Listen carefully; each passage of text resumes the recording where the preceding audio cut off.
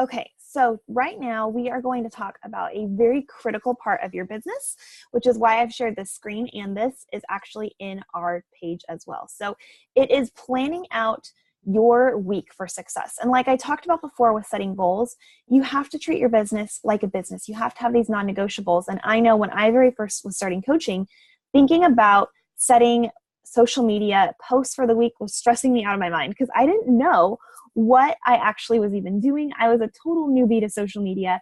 So we have made a guideline for you that you can use every single week for the entire month of your business ever to be able to both maximize the business in talking about the coaching opportunity as well as challenge groups, which is going to grow your business and grow your income. So I want to kind of break this down with you because I will actually take time every single week to either on a scratch piece of paper or on something like this, jot down my actual post ideas. And what I use for my business, and I would recommend you guys as well, is I do my post on Instagram and Facebook, and then I'm in Instagram stories quite a bit because I have found that that is where a lot of the behind the scenes engagement is coming from in my business. And so I want to kind of chat through every day with you guys so you know what these terms mean, because if you don't take time to plan your business, you're just going to be winging it.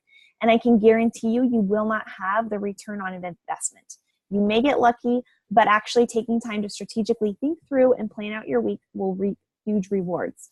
Also, you can always come back and change this. So, if you've planned out your week and you're doing some posts and then something comes up, you can adjust. Or maybe you're being like, my clients, my people are not on social media on Sunday nights. You can tweak that too. But use this as a guideline and it will actually give you content to talk about. So on Mondays, we want you to do a coaching breadcrumb post. Now, this could be talking about, maybe you stay at home full time with your kids, and maybe coaching has provided an outlet for you of inspiration and fun and connection with people, and you're able to learn and train and things like that. Or maybe you're working a full-time job and you're able to talk about coaching providing you a little bit of an extra income or a passion project on the side. But whatever your situation is, you need to do just a little bit of a jab about what it is that you're doing as a coach and why you love it on Mondays. Because people go back to work on Mondays, right? And maybe they're unhappy with their jobs and they wish they had something on the side that filled their cup. Or maybe they are home and they wish they were working, and it allows you to show opportunity for them. We also want you to do a lifestyle post. So this is sharing a little bit about you. I want you to jot down a list of 5 to 7 things that make you, you.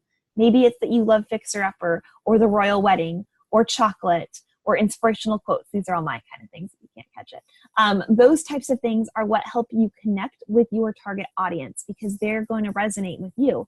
So if you're somebody who loves Fixer Upper and you love home projects, you're going to attract that type of person. If you're somebody who's always out and about in the town and constantly finding new fun restaurants or going to movies, share those things, but do a lifestyle post. On Tuesday, you need to make sure every single Tuesday you are doing a Transformation Tuesday post. Now, this could be your own physical transformation. It could be a client. It could be a teammate. It doesn't even have to be physical. Maybe it's financial.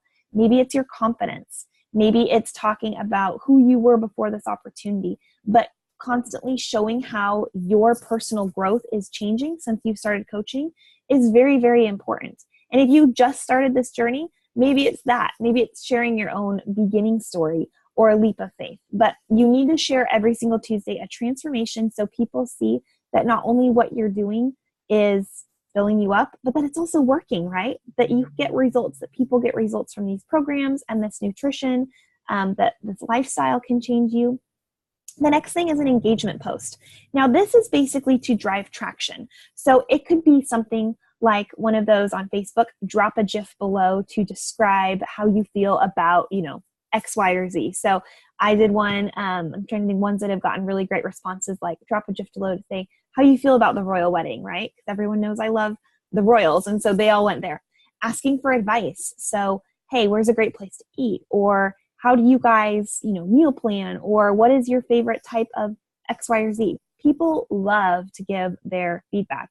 So asking them for opinions on your date night outfits or anything like that is always really great. And what this does is it boosts your posts in the actual algorithms of social media, where Facebook or Instagram can say, oh, this person has popular posts, so we want to make sure that her things go on to her friends' news feeds. And so again, it just allows you to connect with people, asking for advice, opinions.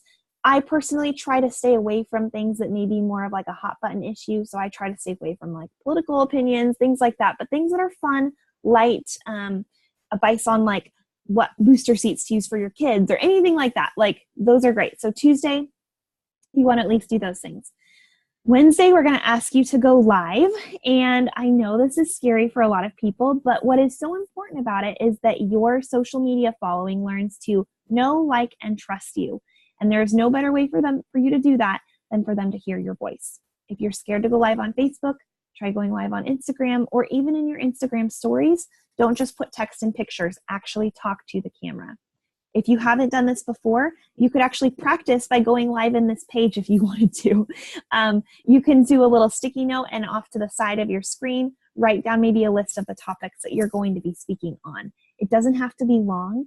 And if you're scared of it, it's good to rip off the Band-Aid and even just acknowledge like, I've never gone live before, but I'm really excited to talk about whatever it is. I try to make my live videos a little bit more inspirational. So maybe I'm talking about what I'm reading in personal development or in my devotions.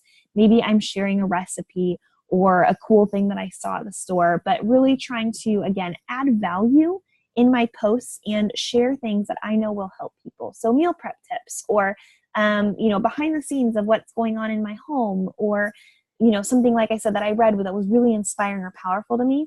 Going live at least once a week, again, will keep you on people's radars and allow them to get to know you. Maybe it's you sharing your story. Maybe it's sharing, something in your past that you've overcome, just something that can inspire and add value to people. On Thursday, we want you to go back to those coach breadcrumbing posts and engagement. So talking about the business, on Thursdays, it is rank advancement day.